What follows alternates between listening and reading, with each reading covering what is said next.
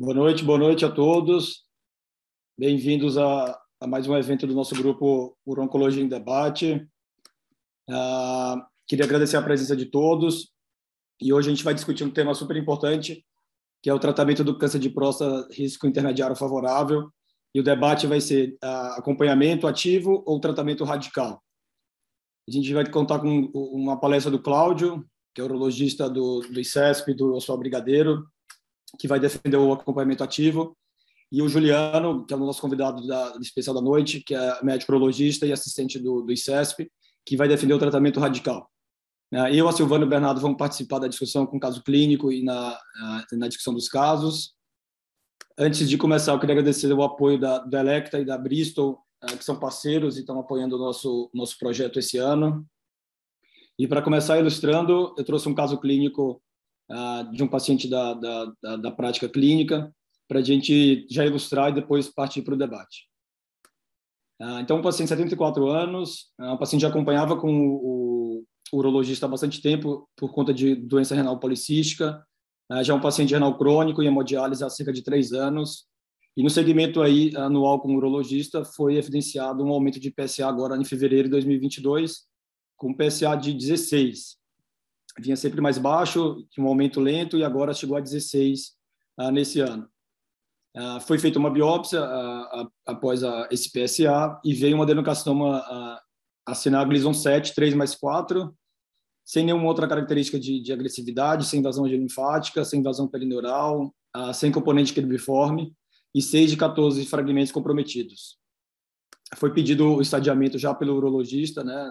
Ele fez uma ressonância de pelve, que só mostra uma área nodular pequena, de 0,7 centímetros, com uma restrição à difusão, no segmento posterior-medial apical esquerdo, medindo 0,7, ficou um PIRADS 3 pelo laudo da ressonância, mas sem linfonodomegalia e sem lesões ósseas na pelve. Cintilografia óssea também agora já de março, sem doença à distância. Eu não consegui trazer as imagens, mas esse paciente tem uma doença renal policística importante, ele tem um rim bem volumoso, e além disso tem outras lesões no fígado, mas áreas císticas também. Classificando esse paciente, né, pelo NCCN, a gente vai discutir um pouco isso mais na frente, durante as aulas, mas o paciente fica como um risco intermediário favorável, ele não tem nenhum fator de alto risco que classificasse ele como um intermediário desfavorável. E a discussão desse caso seria tratamento radical ou com cirurgia, ou eventualmente radioterapia com hormonioterapia, um tratamento ablativo, pensando só no menos agressivo, deixar em vigilância ativa, né, ou então observação. Lembrando que é um paciente renal crônico, 74 anos, e eventualmente paciente candidato ao transplante renal. Mas agora a discussão fica, trata o câncer de próstata, vai para o transplante renal, qual seria a conduta nesse caso? Eu vou abrir a discussão, passar um pouco a palavra para o Cláudio, e depois a gente começa aí já com a apresentação da aula dele. Bom, enquanto o pessoal está votando aí, esse caso especificamente, obrigado pela presença de todos, obrigado pela introdução, obrigado, Juliano, por ter aceitado participar, um grande amigo, tem bastante experiência no tratamento do câncer de próstata. O Bernardo, que está com a gente, a Silvana sempre com a gente, o Thiago está lá na Itália tomando vinho e também é parceiro. Assim, esse caso especificamente é um caso complicado de você fazer, de você decidir, né? Porque ele tem a questão do transplante, que ele pode entrar na fila se ele estiver livre de doença neoplásica, né, oncológica. Então, se você não faz nada, o colega lá da nefrologia não vai querer listar ele ou vai deixar ele em stand-by. Por outro lado, ele é um paciente de alto risco para, como é que se diz, ele não é de alto risco, na verdade é risco intermediário, mas aí eu vou discordar um pouquinho, viu, Thiago? Ele tem 2 fatores de risco para risco intermediário, então ele já, teoricamente, ele sai e vira alto risco, né? Porque você só pode ter um critério. Mas ele tem o PSA de 16 e tem o Gleason 7, 3+4, né? Então, ele teoricamente, ele não é um risco intermediário puro, né? Mas se você for ler, tem o critério da MICO, que é o do Memória, e do NCCE. enfim, então eu acho que é um paciente que não é candidato, não é um candidato ideal a fazer o acompanhamento ativo, principalmente, na minha opinião, muito mais pelo fato dele estar esperando o transplante e a gente privar ele dessa opção, do que pela doença dele, que eu acho que é uma doença grave, mas se ele, com 74 anos e todo esse fator de risco aí, ele vai acabar indo para... ele vai acabar tendo uma expectativa de vida bastante reduzida. Mas, enfim, ele não é o candidato ideal para acompanhamento ativo definitivamente. Eu não sei se o Juliano acho que pode falar um pouquinho antes de começar a gente a fazer a discussão, e aí depois a gente passa para a aula. Acho que podia fazer as aulas e depois discutir, não? Porque aí fica mais fácil de... Tá bom. Então, vamos começar. Você começa pela sua, Juliano, que é o padrão? Você que manda, Murta. Sou convidado aqui, cara. Você que... Então, por favor, faça as honras da casa e abra a aula. Então tá, então deixa eu compartilhar minha tela aqui.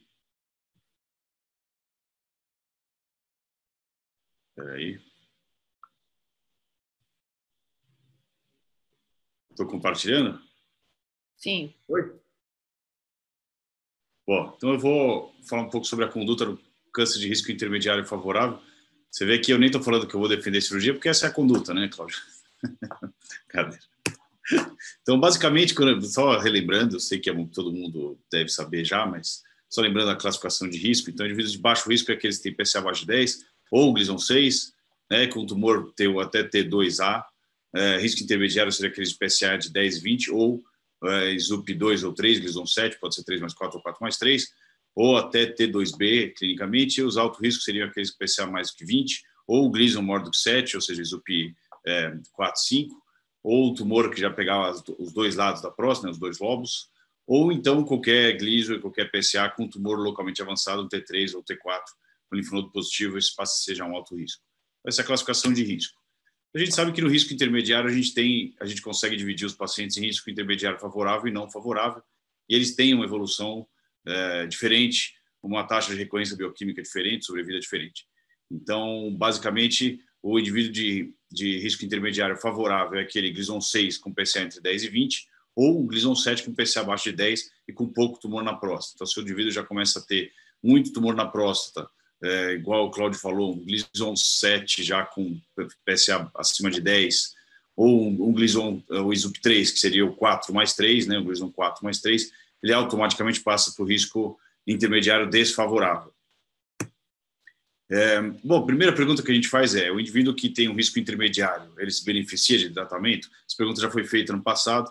A gente tem aquela publicação no New England que comparou o watchful waiting com prostatectomia radical, e para o risco intermediário especificamente, a prostatectomia radical teve associada a 15,5% de diminuição da mortalidade geral, 24,3% de diminuição de mortalidade por câncer de próstata e 20% de menos progressão para metástase, ou seja, o indivíduo com risco intermediário deve ser tratado quando a gente compara com não fazer nada. Então, aqui eu estou comparando com, não estou comparando com active surveillance, comparando com não fazer nada e simplesmente ficar olhando para ele. Não, a gente deve tratar esse indivíduo.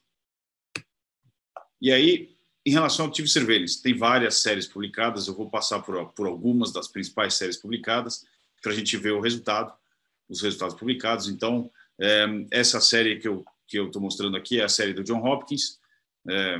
Todo mundo já ouviu falar. O John Hopkins é um dos centros que sempre foi mais criterioso na seleção dos pacientes para active surveillance. Então, a densidade de PSA tinha que ser menor do que 0,15, que é razoavelmente baixa.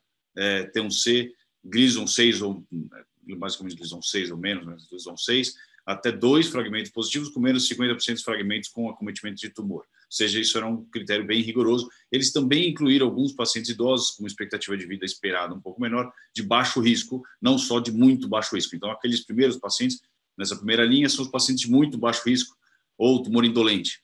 E alguns pacientes de baixo risco também foram incluídos com expectativa de vida um pouco menor, que são os pacientes mais idosos.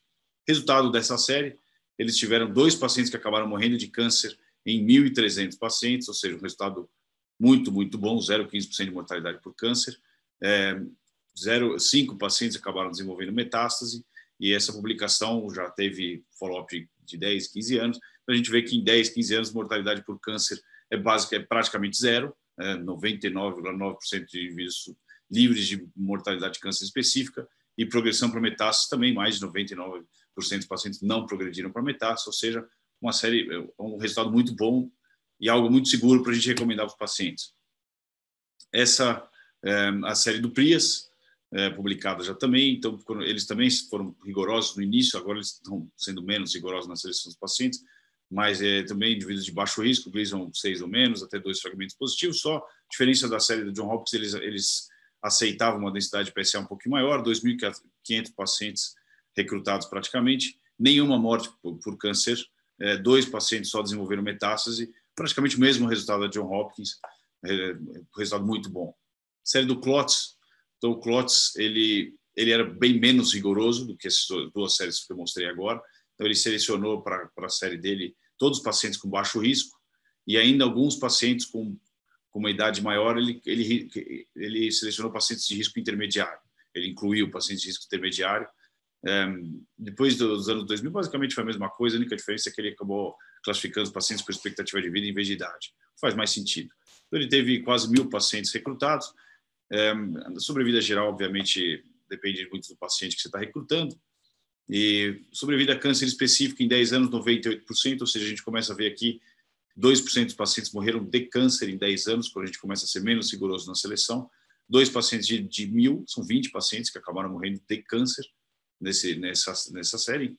E em 15 anos ele teve 6% de pacientes que morreram de câncer, 60 pacientes morreram de câncer que ele estava acompanhando, que ele provavelmente disse para os pacientes que era seguro fazer segmento ativo, né? 44% dos pacientes que acabaram desenvolvendo metástase eram Gleason 7 ao diagnóstico, e praticamente todos os pacientes que acabaram tendo metástase tiveram diagnóstico de Gleason 7 antes de progredir. Isso motivou o CLOTS a parar de incluir indivíduos com Gleason 7 no Active Surveillance dele. Ele mesmo já falou isso em aulas aí, que ele não inclui mais Gleason 7 no Active Surveillance, né? E metade dos pacientes que progrediram para metástase acabaram morrendo de câncer de próstata, ou seja, isso não é um resultado muito tranquilo. Então, ele mesmo já disse que ele parou de fazer isso. Aqui, uma outra série de Active Surveillance grande, mesma coisa, critérios de inclusão, basicamente, pacientes de baixo risco, e eles incluíram também alguns pacientes com risco intermediário, provavelmente pacientes com expectativa de vida mais curta, PSA de 10 e 20 ou Gleason 7, né? E quando a gente olha a chance do indivíduo ficar livre de tratamento em 10 anos é só de 30%, ou seja, para os riscos intermediários contra 50% para os baixo risco, ou seja, quando a gente começa a incluir os pacientes com risco intermediário, a chance dele acabar saindo, né, do protocolo de segmento ativo aumenta muito, ou seja, a grande maioria deles, na verdade, vai acabar saindo desse protocolo, porque vai progredir. E a sobrevida a câncer específica, de novo, o mesmo resultado que o CLOTS mostrou, e a gente tem aí 4% de pacientes morrendo por câncer em 10 anos, não me parece pouco. Aqui também resultados de Active Surveillance daquela série série europeia de screening para câncer de próstata, eles especificamente daquela série de Göteborg, e também eles tiveram 474 pacientes incluídos em Active Surveillance. Quando a gente compara os indivíduos de muito baixo risco, o resultado é aquele que a gente já viu antes, a série da John Hopkins, muito baixo risco, é praticamente 100% de sobrevida a câncer específico em 15 anos. Quando a gente começa a incluir indivíduos de baixo risco, a gente começa a ter, em 10 anos o resultado foi muito bom, mas em 15 anos a gente começa a ter já alguma mortalidade por câncer. Então, eles tiveram 6% de mortalidade por câncer nos indivíduos de baixo risco, e nos de indivíduos de risco intermediário, já tem 2% de mortalidade por câncer em 10 anos e 10% de mortalidade por câncer em 15 anos. Se você pensar que metade dos pacientes, mais ou menos, que progredem para metástase, acabam falecendo, então você imagina que em 15 anos você vai ter algo em torno de 20% dos pacientes com metástase.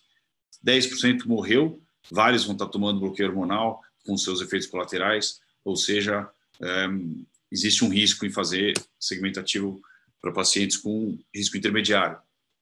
Esse aqui é um trabalho bem recente publicado, mostrando o resultado de uma série de Active Surveillance para pacientes com risco intermediário. Eles veem que em 18 meses, mais da metade dos pacientes acabaram saindo do Active Surveillance, é bastante, né, comparado com 50% dos pacientes do risco, quando a gente pensa só nos indivíduos de baixo risco em 10 anos. E a taxa de reclassificação histológica, quando a gente inclui pacientes de risco intermediário, é muito maior em 12, 24 meses, mostrando que, na verdade, quando a gente inclui, se vocês olharem a esse gráfico, vocês veem que os indivíduos de risco intermediário, você tem quase 80% dos indivíduos saíram do segmento ativo em 2 anos de inclusão. É é muito pouco benefício, na minha opinião. E quando a gente tenta olhar quais são os fatores que aumentam o risco desse indivíduo sair do segmento ativo, é aqui o PSA, que a gente já sabia, praticamente todas as séries publicadas mostram que PSA, ou densidade de PSA, é um dos principais fatores para excluir o indivíduo do segmento ativo a longo prazo. E Gleason 7, obviamente, os Gleason 7 progridem. Algumas considerações a fazer, trazendo um pouco para o nosso meio. A gente está falando aqui de Johns Hopkins, de grandes hospitais, hospitais do norte da Europa, onde a gente tem patologista padronizado, ressonância toda padronizada, é tudo muito mais fácil, muito mais controlado. Essa não é a nossa realidade. No ICESP, por exemplo, a gente tem já levantado isso, os pacientes que entram com Gleason 6 e são operados no ICESP, a gente tem 80% deles sofrem upgrade para o SUP 2 ou mais, sendo que alguns vão para 8, 9, o que é assustador. Ou seja, a gente tem que ter muito cuidado quando a gente está dizendo para o paciente, mesmo nos indivíduos de baixo risco, ou muito baixo risco, quando a gente está dizendo para o paciente que ele vai ter 100% de sobrevida em 10, 15 anos se ele fizer o protocolo de Active Surveillance, porque talvez isso não seja verdade. A gente está lidando, às vezes, com uma biópsia que não é ideal, com um patologista que talvez não seja tão experiente em câncer de próstata, às vezes não é nada experiente, um patologista que lauda de tudo, uma ressonância que nem sempre é boa, e a gente às vezes confia na ressonância. Então, eu vejo muito paciente que vem de fora, de São Paulo, de outros lugares, e de repente a gente opera um Gleason 6 que era para estar Active Surveillance, e um Gleason 8, vê um T3, então tem que ter muito cuidado. Veja, se a gente começar a incluir ainda risco intermediário, o risco disso tudo piorar mais ainda, aumenta bastante. Os protocolos de segmento ativo não são tão simples de serem seguidos, né?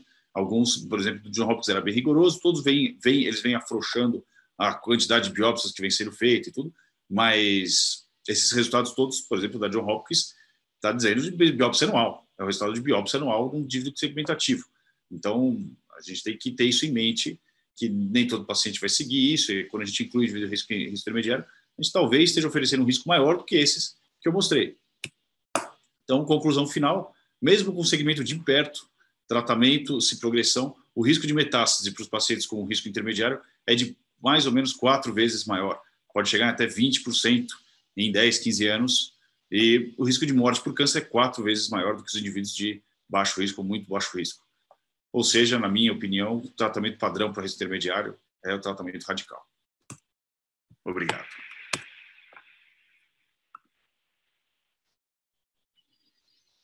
Muito boa, Juliana.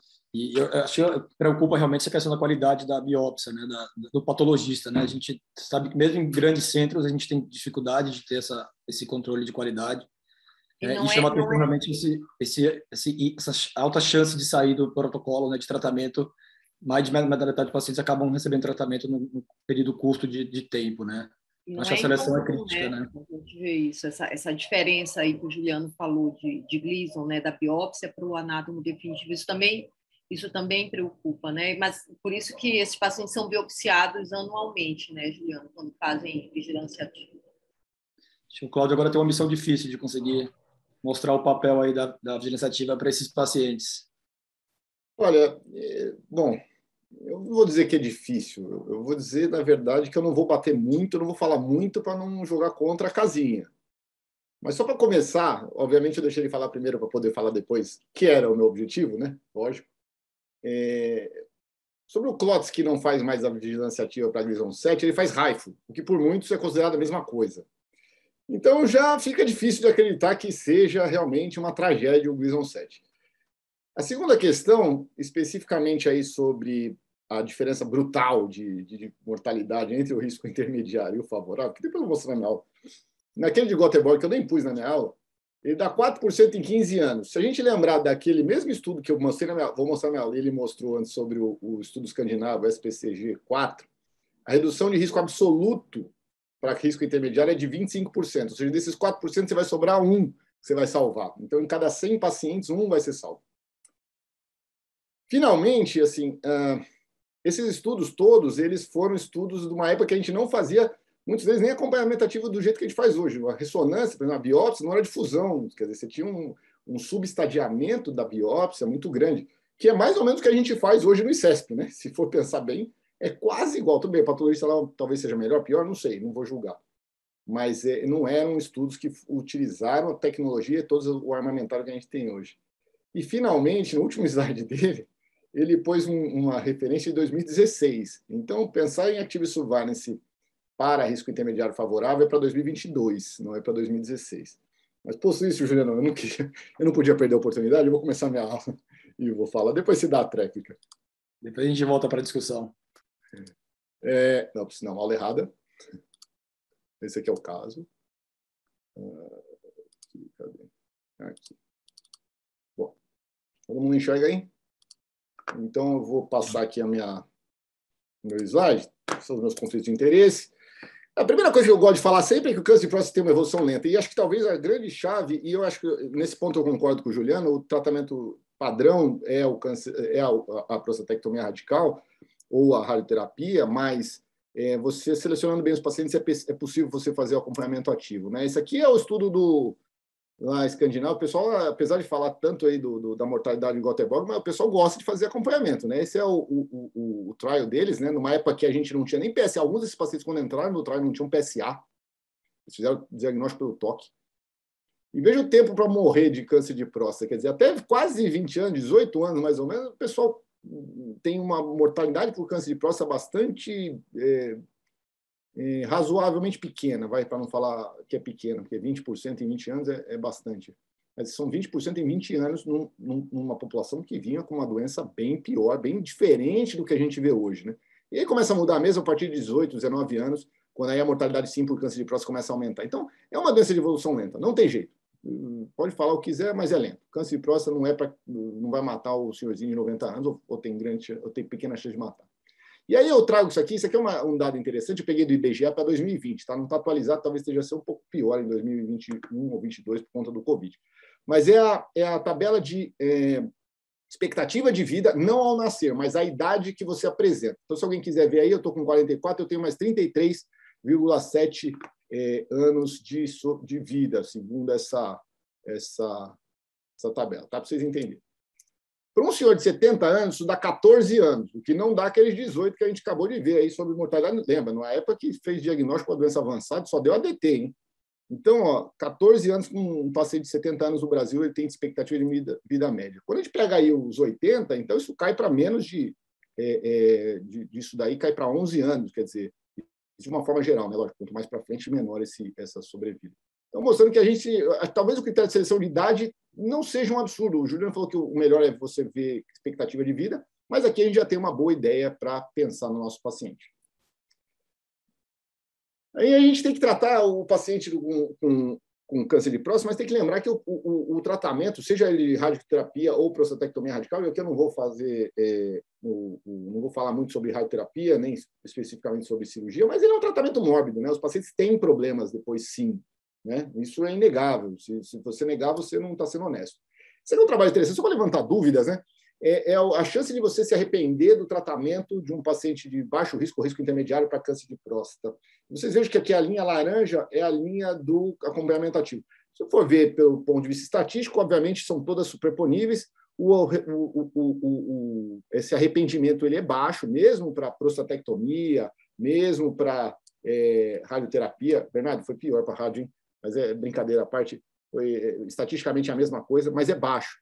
De qualquer forma, aparentemente, parece que pré-acompanhamento ativo não é tão ruim assim, talvez seja até realmente um pouco melhor. E esse outro estudo aqui, que também só levanta hipótese, né? Não é uma coisa que dá para a gente dizer com certeza, tudo teoria, mas publicado por um cara que também gosta bastante de tratamentos menos invasivos para câncer de próstata. Veja o que achado interessante, né?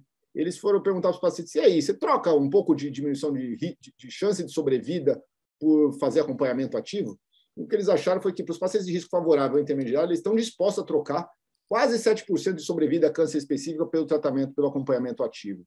Então, aquela diferença que o Juliano mostrou, talvez para o paciente não seja um crime, né? Talvez não seja um crime fazer o acompanhamento ativo, se você comparar, né, o risco intermediário com favorável.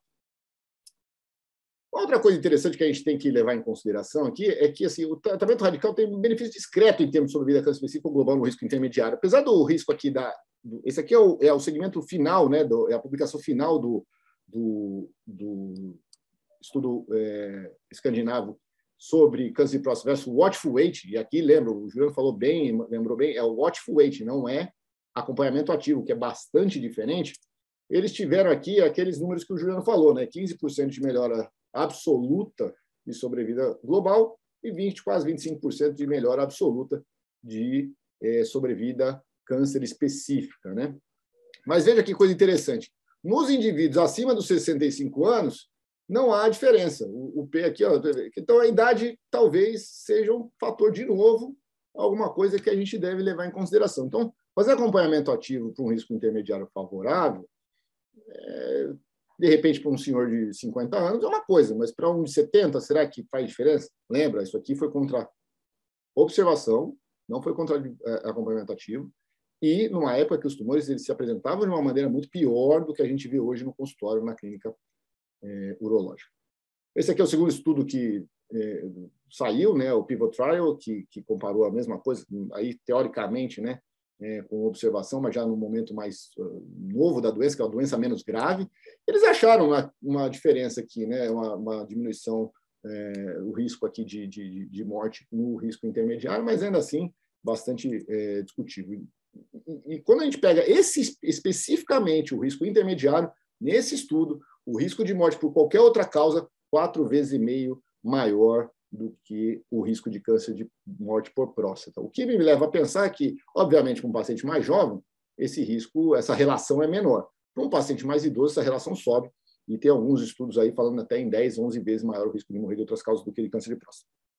Então, novamente, idade e comorbidade são coisas importantes. E isso é muito difícil julgar no dia a dia, na prática. Finalmente, a gente tem o terceiro estudo que comparou cirurgia, radioterapia ou o acompanhamento, o acompanhamento ativo, ou, na verdade, aqui é um outro nome, agora me fugiu, o monitoramento ativo nos pacientes com câncer de próstata localizado. E o que é o mais interessante, isso aqui é o abstract deles, né? E eu peguei porque olha a conclusão médica, né? Então, ele fala que, de acordo com as análises, aí, o tratamento recebido pelos pacientes pode aumentar, o tratamento ativo pode aumentar os eventos relacionados à doença e diminuir os potenciais efeitos colaterais do tratamento nos homens com monitoramento ativo. No tratamento radical, obviamente, parece que ele diminui um pouco a mortalidade por câncer de próstata. Aí, o European Urology, né, a revista, ela pede sempre para você fazer um resumo aí disso para um público leigo, né? E aí você vê para o público leigo como é que eles colocam. Mais de 95% dos pacientes com risco intermediário ou favorável não morrem de câncer de próstata em 10 anos, independente do seu tratamento. E parece que os efeitos sobre a função sexual e da bexiga são melhores no acompanhamento do que no tratamento ativo, no tratamento radical, mas que aumenta um pouco o risco do câncer, da morte por câncer. Então, assim, é uma troca, né? Você vai ter um pouco menos de efeito, mas vai ter melhor condição, né? Vai ter um pouco mais de risco de morrer de câncer. Agora, de novo, o risco aparentemente pequeno, né? Então, assim, será que tem uma diferença muito grande de metástase e mortalidade entre os pacientes em active surveillance com doença de risco favorável em relação aos pacientes com risco intermediário? O Juliano mostrou aí várias séries com segmento desses pacientes, né? E aqui eu vou começar mostrando a série do Clots, né? Aqui é uma série que tem um segmento médio aí de 6, quase 7 anos e pacientes seguidos até 16 anos, com 10% mais ou menos, quase 15% dos pacientes com risco intermediário. E que não morre. Ele mostrou bem. O risco é 3 vezes maior de metástase no Gleason 7. Né? Já sabe, isso é sabido, né? Não tem o que esconder, eu não estou negando esse número. Mas olha só que interessante, né? Numa outra série aqui do pessoal da Califórnia, veja só que em 7 anos o risco de metástase, como é que é. Então, se o segmento é curto, não faz diferença, né? Quer dizer, até você acha um P significativo, mas quando você olha essa curva e pensa do ponto de vista clínico, a diferença é muito discreta, né? Veja só que interessante, esse aqui é um estudo com pacientes de hospitais de veteranos. Eles pegaram, né, a diferença entre o acompanhamento ativo e o tratamento dos pacientes. A seta está separando aí o Gleason, o SUP2, entre o tratamento ativo, que é a curva laranja, e o acompanhamento ativo, a curva verde, né? Parece um número absurdo de diferença, né? Mas quando você vai ver a escala do lado, isso aqui dá 3% de diferença em 7 anos, né? Então, tem diferença de sobrevida a câncer específica? Tem, sem dúvida que tem. Mas os gráficos são colocados de uma forma que é difícil de você não tentar mostrar um número maior do que ele realmente é. Né? 3% para o Juliano é bastante, ele falou isso na aula dele. Para mim, dependendo do que você vai trocar por esses 3%, não é tão ruim assim.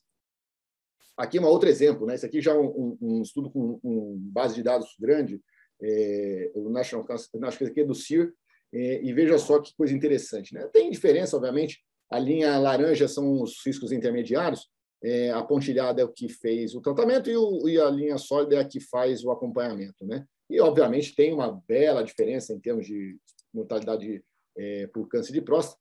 Mortalidade global eu não vou falar, porque, de novo, a seleção dos pacientes aqui é feita exatamente nos pacientes que são piores, então não dá para comparar. Mas na mortalidade por câncer de próstata, vejo que tem uma bela diferença. Né? Aí você vai ver a diferença, as escalas, né? Veja só, a escala para câncer de próstata, mortalidade por câncer de próstata, não dá 1% de diferença aqui, né?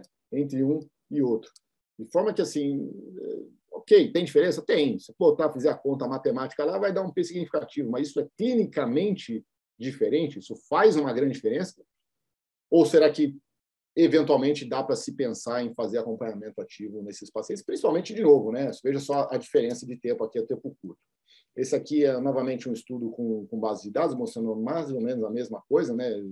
Pequena diferença no risco na sobrevida a câncer específico entre um e outro. Parece bastante. Quando você pega aqui e vai ver, não dá 2, 3, 4% de diferença, que é aquilo que o Juliano já mostrou. Né? Obviamente, se você pegar o desfavorável, aí sim a coisa sobe para quase 10% em 10 anos de mortalidade por câncer de próstata e acompanhamento ativo. Então, esse grupo eu não estou discutindo, a gente normalmente deve operar, levando em consideração aí comorbidades, enfim, tudo aquilo que a gente já sabe no tratamento do câncer de próstata. A diferença importante, então, aparece a partir dos 10 anos. Então, a gente já sabe, né, que câncer de próstata não mata antes dos 10 anos, mata muito pouco antes dos 10 anos, e ali sim fica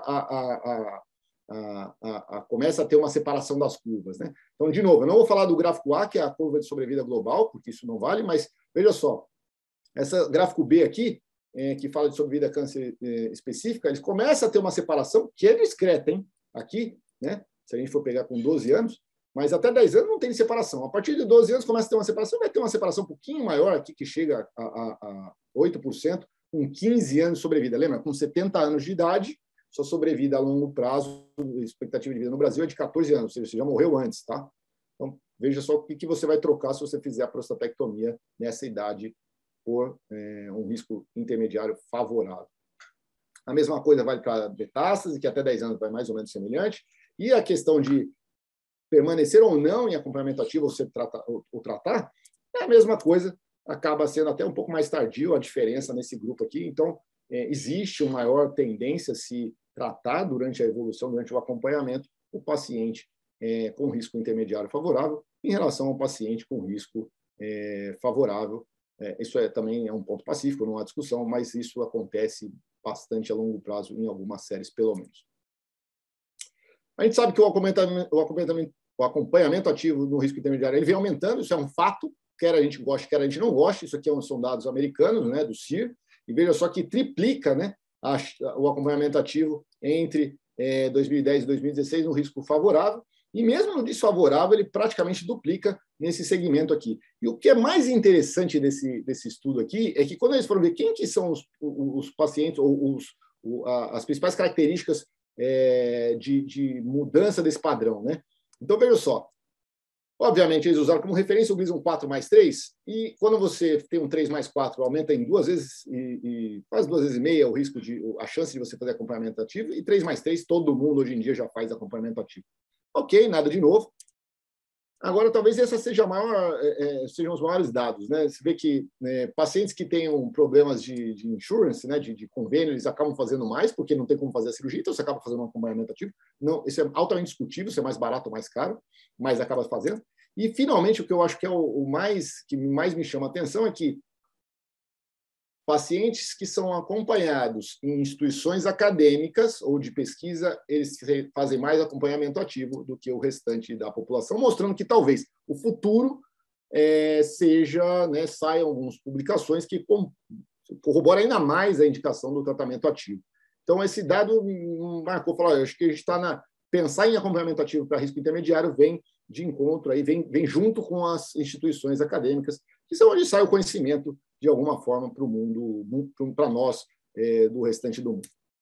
Isso aqui a gente sabe que, obviamente, esse acompanhamento ele acontece de forma a aumentar mais nos pacientes com risco favorável, né? Isso é óbvio. Mas mesmo no desfavorável, às vezes ainda tem, se for ver, pegar a curva aqui, vai ter um aumento. E nos pacientes mais idosos, a curva laranja aqui, você vê que acaba subindo com mais frequência, que é basicamente aquilo que eu venho falando desde o início da aula. E se a gente for pensar bem, já fez esse acompanhamento, né? Porque aquela série da Johns Hopkins que o Juliano falou, tem 30% de upstaging, né? Porque eles começaram numa época, há 20 anos atrás, por exemplo, esse paciente que está aqui, ele não tinha ressonância para fazer, já estava lá o Gleason 7, provavelmente, só a gente não fez o acompanhamento, só não fez o diagnóstico. E a gente seguiu. E no final das contas, está aqui, ó, risco de morrer por câncer de próstata, praticamente zero ao longo aí dos 15 anos, como o Juliano já mostrou. Então, não é nenhuma novidade nisso aí, a gente só não fazia diagnóstico. Lembra? Todas essas séries, a maioria dessas séries que foram, não os de base de dados, mas as séries com maior segmento, que era da Johns Hopkins, que era do Klotz, do próprio Prias, todas elas começaram numa época pré-ressonância, pré-biópsia de fusão, em que a gente nem sabia, às vezes, que estava lá o Gleason 7, e a gente acabou fazendo. E os bons resultados, né? A estratificação é, obviamente, a chave do sucesso. Esse aqui é outro estudo que estratificou por se tem um Gleason 7 com doença visível, né, o V, que é o verde, ou não visível, essa castanha. E você vê que, se você tem uma ressonância sem doença visível, vai melhor do que o que tem doença visível na ressonância, mostrando que talvez aqui, além da idade, você tenha um outro parâmetro para você fazer acompanhamento ativo nesses pacientes, né? Aqui para sobrevida global, mas de novo, sobrevida global é difícil da gente falar. Metástase aqui foi mais, acho que é mais fidedigna aqui da doença, né? Então, um paciente mais velho, um paciente com uma doença visível na ressonância, talvez não seja o melhor candidato. E a gente tem outros diversos, a ideia não é ficar falando sobre isso, eu vou ficar a noite inteira aqui, mas tem PSMA já entrando na jogada com valor de ISV, tem alguns critérios de ressonância para você tentar estratificar esses pacientes e dizer quem que vale a pena tratar ou não. Mas o fato é que a estratificação é a chave do sucesso, de forma que hoje, pelos critérios da Sociedade Europeia de Urologia, as coisas mudaram, né? Nos guidelines de 2020, eles falavam que era para oferecer para pacientes altamente selecionados, com ISUP2, quando hoje, para ISUP2, né? PSA menor que 10, T2, poucos fragmentos, né? Até 3, máximo 50%, e aí os critérios outros de ISUP1 com o PSA um pouco mais alto, podem ser incluídos no acompanhamento ativo, que mudou muito em relação, né, muito não, mas mudou a forma de encarar o ISUP2, o grupo de risco intermediário favorável, já nas recomendações de 2022. Obviamente, os pacientes são tratados e são acompanhados de forma diferente, a própria forma de você retirar esses pacientes do Active Surveillance muda, porque no Gleason 6, se vira 7, você teoricamente coloca para tratamento ativo, mas se a gente está começando a falar em tratamento Active Surveillance para Gleason 7, aí já muda um pouquinho a forma de você tirar os pacientes do Active Surveillance. Isso depois é um tema para um outro dia de discussão. E, finalmente, em 2022, no guideline da NCCN, para pacientes de risco favorável, intermediário favorável, o Active Surveillance já aparece aqui e não muda, não tem nenhuma contraindicação nesse grupo de pacientes, mesmo com sobrevida a longo prazo.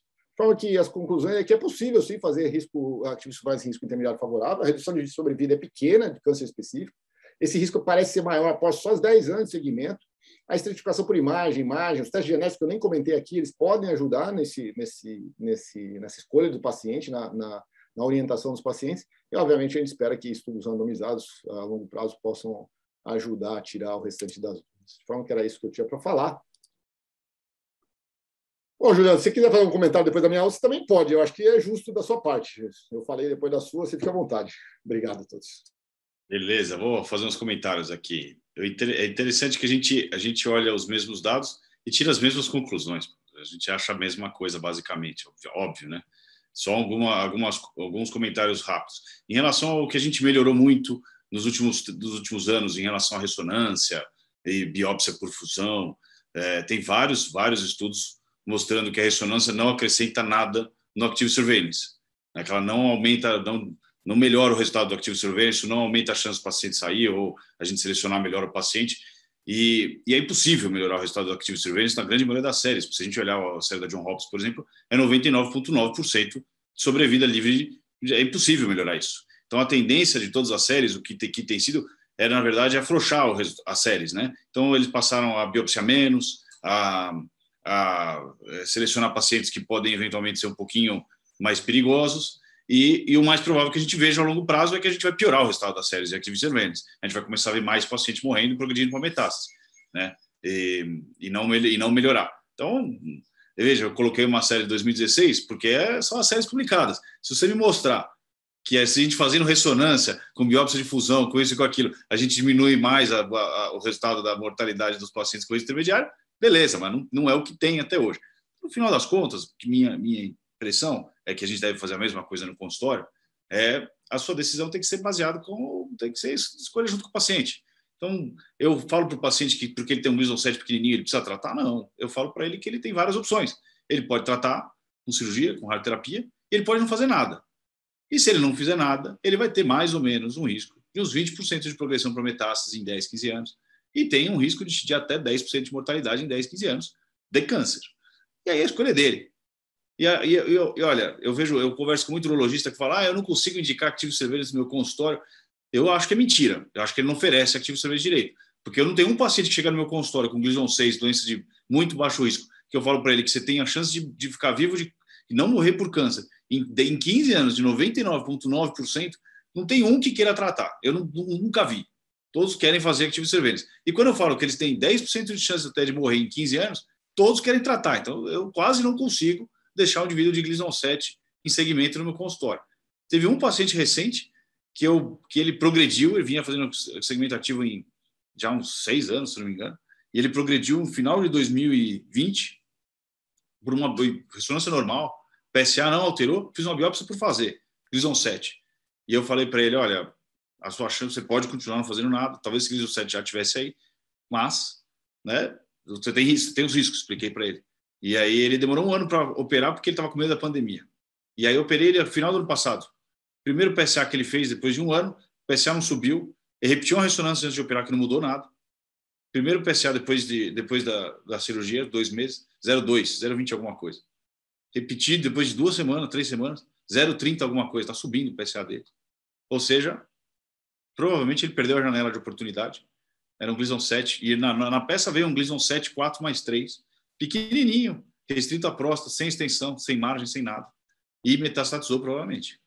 Assim, eu fico receoso de oferecer, mas eu ofereço desde que ele entenda os riscos que se ele quiser fazer, veja. Também faz o que quiser, cada um faz o que quer. Né? Mas acho que no final eu e o Murilo fazemos a mesma coisa, certamente. Não, muito bom. E acho que uma dúvida, acho que a chave é a seleção, né? Achar o paciente ideal, discutir as opções de tratamento. Mas eu acho que é sempre uma coisa que fica confuso, até talvez para o oncologista quando chega, vigilância ativa, né? Ou então só observação, né? Porque se pega um paciente como o primeiro caso, transplantado de alite, 74 anos, esse paciente precisa tratar, ele tem expectativa de vida maior que 10 anos ou não. E aí a discussão é diferente, né? Se ele vai para o tratamento ou não. Exatamente. Esse é um conceito diferente. Então, se você acha que o indivíduo não vai ter expectativa de vida suficiente para se beneficiar do tratamento, ele não entra para Active Surveillance, ele não é um candidato, ele é um candidato ao watchful waiting. Né? A gente não vai fazer nada para esse paciente. Então, é um outro caso. Quando a gente diz que o indivíduo vai para Active Surveillance, então é porque ele tem expectativa de vida suficiente para eventualmente progredir, senão não tem sentido nenhum, né? E na prática clínica, como vocês fazem a vigilância ativa, né? O acompanhamento ativo? Vocês seguem algum protocolo específico ou individualiza de acordo com o paciente? A frequência de biópsia, a frequência de PSA, como vocês fazem? Olha, o que eu tenho feito ressonância anual, PSA a cada 6 meses, em geral a cada 6 meses. O paciente também quer ficar repetindo mais. Ressonância anual e a cada 2, 3 anos eu biopsio. Mesmo que nada aconteça, porque igual esse paciente eu já vi progredir. Mas a primeira se repete. Eu queria fazer uma pergunta para vocês, Cláudio e Juliano. Isso muda, essa frequência de biópsia, se o Gleason for 6 ou se for o Gleason 7? Isso muda para vocês? Então, na verdade, eu vou até... Bom, todo mundo me conhece, né? Eu sou bem menos agressivo no tratamento, seja lá qual for. Por exemplo, eu faço acompanhamento ativo com PSA a cada 6 meses, com ressonância anual, que também é altamente discutível. Se você pegar o PRIAS lá, eles vão discutir se precisa fazer ressonância anual. E já tem alguns serviços não fazendo mais biópsia repetindo biópsia ao acaso, quer dizer, independente do que apareça. Eles fazem de acordo com o doubling time PSA, com alteração de ressonância. Tem um dos trabalhos que eu não apresentei porque era muita coisa, mas um dos trabalhos ali em inglês que fala de mudança de padrão de ressonância, isso aumenta o risco, diminui o risco de câncer de próstata de progressão. Então, eu faço uma biópsia para confirmar, né? Sempre uma revisão de lâmina, na verdade.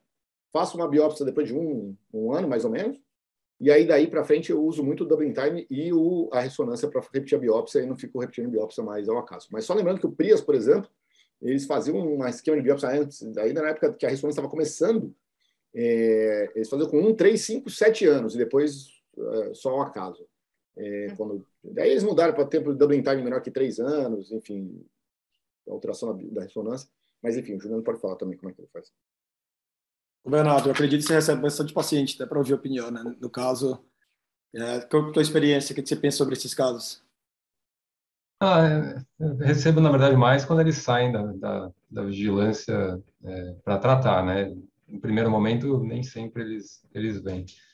Mas eu acho que, assim, é muito discutível, né? Eu fico pensando se fosse comigo, se fosse com a gente, se você tivesse uma idade não muito avançada, ficar repetindo ressonância que seja a cada 2 anos, ressonância não, biópsia a cada 2 anos, ressonância anual, eu não sei o quanto isso não é mais mórbido do que eu tratar logo em algumas vezes. Bernardo, né? vem comigo que você não faz mais biópsia, só faz ressonância. Lembrar que, assim, hoje uma prostatectomia muito bem feita, como vocês fazem, uma radioterapia muito moderna, a morbidade é baixa, né? Se você comparar os dados do Protect lá, a qualidade de vida não é tão assim quanto era no passado.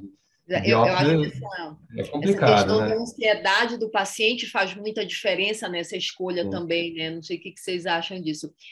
Bernardo, eu queria te perguntar desse caso que o Thiago apresentou, até foi uma pergunta, né, que eu fiz no início para você.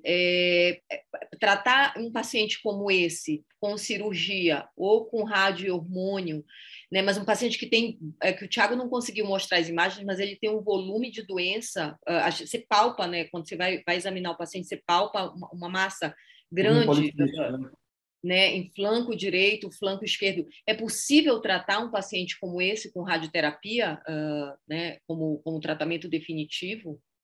Não, é possível, sim. Hoje, com tecnologia, MRT, essas coisas, a gente consegue fazer tratamentos até com pacientes com rim pélvico e coisas assim, fora do usual. Eu acho que é um paciente com risco intermediário favorável, eu não vejo necessidade, tem subestratificações de uso de bloqueio hormonal nessa população e muitos pacientes provavelmente não precisam, talvez o benefício nem exista. Isso está sendo estudado com testes genéticos, tipo Decipher, né? E provavelmente o Decipher que vai definir quem que vai fazer terapia hormonal e provavelmente essa população vai ser bem pouca que vai usar, que é uma coisa que tem que se ponderar até na decisão versus cirurgia, versus rádio, versus observação. E também esses testes estão aí para ser usados nesse cenário de Gleason 7 e Gleason 6, né? Não, talvez muito baixo risco, mas eu tenho alguns pacientes até que eu já pedi um oncotype para definir o que vai ser feito e vem um oncotype baixo e a gente segue com muito mais tranquilidade do que fazer algum tratamento. Acho que isso lá nos Estados Unidos é usado de rotina, é aprovado pelo convênio. Não sei como está aí na Itália, mas no Brasil, acho que o último que eu pedi custou, acho que R$13.000, alguma coisa assim. Então, são poucos pacientes que conseguem fazer, né? Então, mas acho que todas essas ferramentas ajudam, mas com tecnologia acho que é possível. E esse caso eu provavelmente faria rádio isolada se fosse fazer rádio e sem bloqueio hormonal. Eles têm utilizado bastante o Decipher aqui, tentando estratificar o paciente, né? Antes da decisão de tratamento, ou só o acompanhamento ativo. E o interessante é que ele vai dar o risco, né, de achar a patologia, né? O risco de achar adversa a patologia pelo Decipher, a sorogênica. Mas o problema é o acesso também. Aqui o André pede bastante, mas poucos pacientes conseguem fazer na prática clínica. Mas com certeza vai ajudar na seleção do paciente. Você tem alguma experiência, Juliano ou Cláudio, com Decipher, Oncotype, para esses casos? Particularmente, é muito caro, né? Eu não tenho, não. Eu já vi um outro paciente que, assim, igual o Bernardo falou bem, para o indivíduo de muito baixo risco, não tem sentido nenhum. Esse indivíduo já tem 100% de sobrevida a câncer específico. Não tem nenhum teste que vai melhorar nada. Então, para um indivíduo de baixo risco só, ou aquele risco intermediário favorável, que eventualmente a gente está cogitando, você acha que cabe? Eu, honestamente, não sou muito fã de fazer Active Surveillance para risco intermediário, com Gleason 7. Pode até, eventualmente, se for um Gleason 6, com PSA alto, é uma coisa. Um Gleason 7, tem padrão 4, eu não gosto muito, mas para aquele risco baixo, eu já vi alguns pacientes que fizeram um Oncotype, dá uma outra probabilidade que você tem que dar, mas eu não sei o quanto ajudou, para ser bem honesto. Acho que não. Mas assim, eu tenho pouca experiência, eu sei que tem vários trabalhos mostrando que eventualmente pode ajudar na seleção. Não sou muito fã, não. Fora que é muito caro, né? Eu nem sugiro. Silvana, uma dúvida agora com relação à mutação do BRCA, né? A gente tem pedido uma doença avançada já, por conta do tratamento sistêmico da doença metastática. Mas também tem algumas evidências sugerindo que o paciente, mesmo na doença localizada, tem um pior prognóstico e talvez esses pacientes mutados não devam ser indicados no acompanhamento ativo. Você tem pedido a mutação precoce para esse paciente, a pesquisa, ou só na doença mesmo avançada? Não, eu tenho pedido já quando o paciente, no cenário sensível ainda, Thiago. Metastático, né? Metastático sensível. Principalmente, né, se essa mutação, se ela é germinativa, isso certamente não vai mudar, né? Assim, talvez no cenário somático há algum indício de que isso possa mudar no futuro desse paciente, né? Daqui a 10 anos, enfim. Mas, principalmente se essa mutação ela é germinativa, a gente sabe que isso não vai mudar, então eu já peço precocemente, mas no cenário metastático. Eu acho que o paciente está acompanhado indicação de avaliação genética, né? Se houver algum risco, a gente vai ter essa informação mais precoce também, não só por conta do preditivo de tratamento. Sim. Muito bom. Cláudio, você tem mais um caso? Caso rápido aqui, na verdade, é um pouquinho diferente, porque, na verdade, quer dizer, diferente. É um caso de risco intermediário favorável, mas não tem a questão do transplante, né? Eu vou passar aqui rapidamente. Na verdade, é um senhor de 57 anos, jovem, com um PSA inicial de 5, teve o diagnóstico por conta disso, ele era potente, usava eventualmente um inibidor da fosfodiesterase 5, hipertenso só, nada demais, mas já tinha feito uma angioplastia com stent há 10 anos. Estranho, né? 47 anos. Ele era estabagista, não tinha história de câncer na família, e ele tinha essa imagem aqui na ressonância. Uma lesão pequena, mas um PIRADS 4. E aí ele fez uma biópsia, ele trazia uma biópsia com uma biópsia de fusão, né? Não é uma biópsia só randômica, e que ele teve um fragmento na base esquerda, aí, exatamente onde era a lesão, com até 20%, de 17 retirados. Não sei se tem as perguntas aí para a gente fazer, mas o que a gente pode fazer para esse paciente? Na verdade, ele é um paciente de risco intermediário, favorável, com 57 anos. Juliano, você faria? Obviamente não, você já falou que não, né? Eu, particularmente... Segmento nele, tipo, segmento ativo, 57 anos, com Gleason 7. Olha, eu acho que se fosse mim, se eu fosse o paciente, talvez eu cogitasse, mas eu aconselhar o paciente a fazer isso, eu até acho um pouco perigoso, porque depois ele progride para metástase, ele vai querer me culpar. Olha, eu vou falar o seguinte, esse tem risco de progredir para metástase e morrer de câncer. Você que sabe, vou dar o risco. Ele não vai querer. O pior de tudo é que eu fiz isso, cara. E eu tentei convencê-lo do contrário. Mas eu falei, cara, eu trataria, né? Você é muito jovem, você é um cara que tem 57 anos, apesar de ter tido essa história da angioplastia, não tem mais nada, toma 2 remédios só, enfim. E aí, obviamente, pesou a opinião dele. Falei para ele que ele tinha um risco maior de morrer de câncer de próstata. Não é um risco, também fui honesto com ele, não falei, você vai morrer de câncer de próstata. Falei, o risco é pequeno, um pouco maior do que se você tivesse um baixo risco. Mas é maior, é inevitável, né? Quer dizer, não tem como. A gente vai fazer vai utilizar todos os métodos que tem disponível para tentar reduzir esse risco, mas não vai ser milagroso, né? E, obviamente... É gigante, né? Oi? A chance dele progredir é gigante em 2, 3 anos. Não, eu falei para ele, e um dia você vai ter que tratar, né? Mas tudo bem, às vezes o cara não quer tratar com 57 anos, que ele já está meio ali usando se dando na fila já e quer deixar para mais tarde. Eu não acho um absurdo, mas eu acho que o risco de metástase e óbito realmente existe, e eu falei para ele. Mas, enfim, o cara, apesar de todo mundo indicar como eu indiquei a cirurgia, expliquei também da radioterapia, mas ele quis fazer acompanhamento. Eu não tive a opção eu falei, cara, você tem que tratar, você tem que, né, operar, tal. Bom, enfim, ele não fez como a maioria daqui indicou, nem como eu indiquei. Foi uma decisão pessoal dele. E essa é a evolução do PSA dele nesses últimos 2 anos aí, né? O PSA ficou estável, ele não toma nenhum remédio, até caiu um pouco. Fez uma revisão de lâmina nesse meio tempo aí que veio, confirmou o Gleason 7, 3+4. Obviamente, né? Eu falei para ele, se der mais alto não vai dar, né? E aí eu repeti a ressonância, agora ele ficou perdeu um pouco aí o time da ressonância, porque a ressonância, por causa do Covid, etc e tal. E ele fez essa ressonância aqui que mostra uma imagem muito semelhante àquilo que ele tinha, talvez um pouquinho maior, né, aqui nessa região, aqui na difusão até parece do mesmo tamanho, e não teve grandes progressões de imagem, né? E continuou. Rebiopsiamos, eu pedi a rebiópsia, manteve o Gleason 7, mas aí veio 3 fragmentos em até 30% da base esquerda. Um Gleason 6, ainda aí à direita, não coloquei aqui, desculpa. Mas um Gleason 6 à direita com 5%. Tem a próxima pergunta aqui? Já aqui. Pode colocar, Priscila, a pergunta?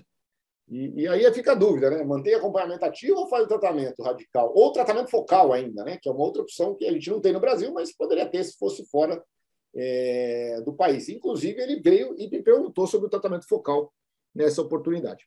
O que mudou foi só o número de fragmentos acometidos, certo? A princípio, sim. A Sim, princípio, o que aumentou. tiraria ele das séries clássicas, né?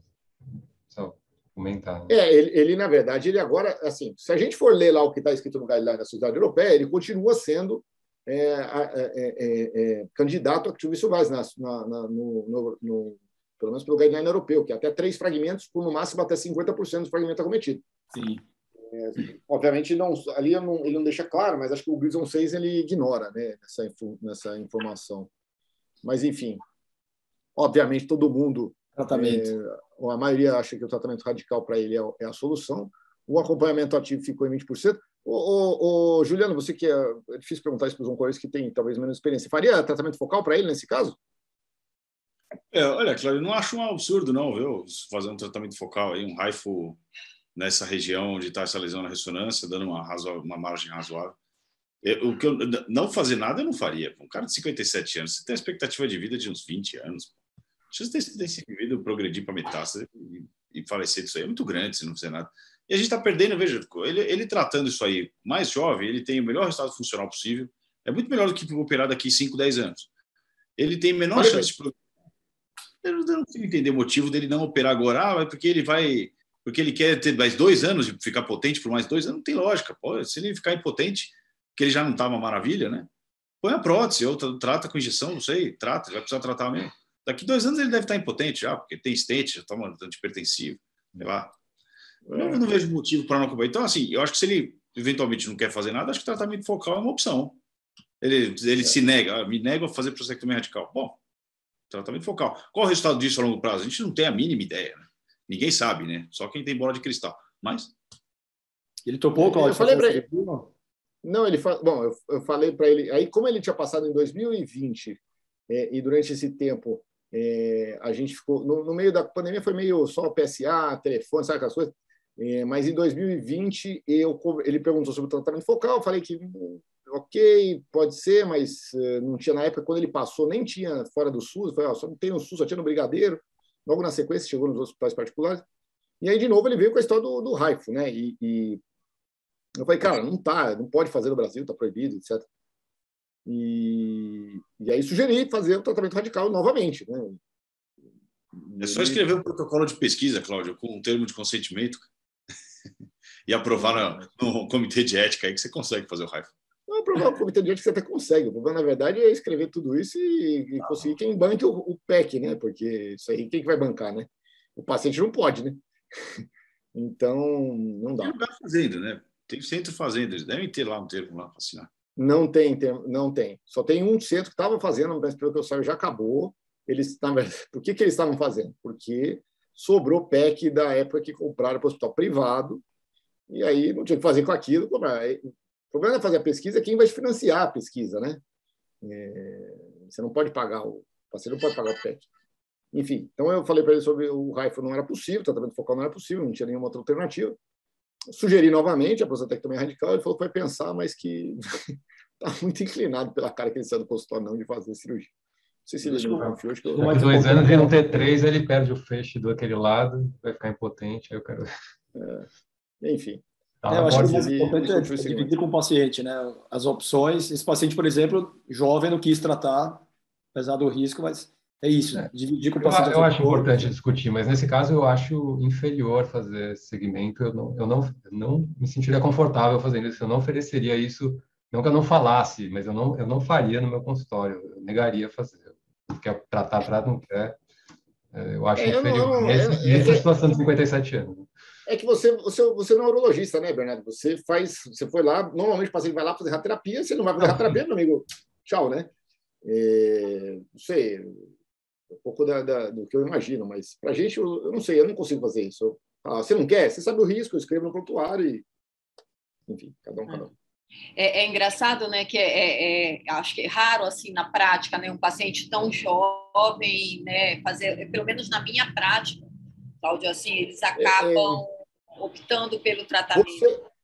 Acho que foi você ou o Thiago que me mandou que o cara já veio tomar RTU fora, aí veio menos 5% de Gleason 7, 3+4, ele não quis fazer.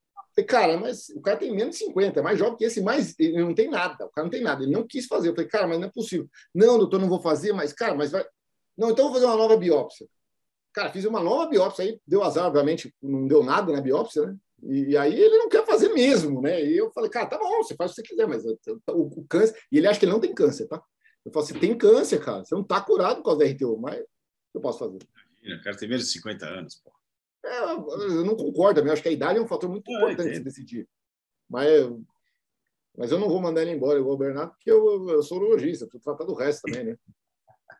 Pessoal, muito bom. Muito boa a discussão das aulas. Obrigado, Juliano, pela presença, pela participação. Obrigado, Cláudia. Obrigado, Silvano e Bernardo, pela discussão. Queria agradecer a todo mundo pela presença aí no nosso segundo evento. Agradecer também a Electa e a Bristol pelo apoio do nosso projeto. Mês que vem a gente volta, provavelmente acho que Câncer de Bexiga no final do mês de abril.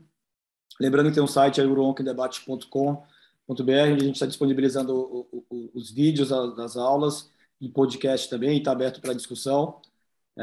Então, boa noite, obrigado, pessoal. Até a próxima. Obrigado a todos. Boa noite, obrigado pelo convite. Aí, só chamar, hein? Se precisar de alguém aí para falar qualquer abobrinha aí, ó. Sempre bem-vindo, Juliano. Obrigado, Juliano. Obrigada, Juliano. Um abraço, obrigado a todos.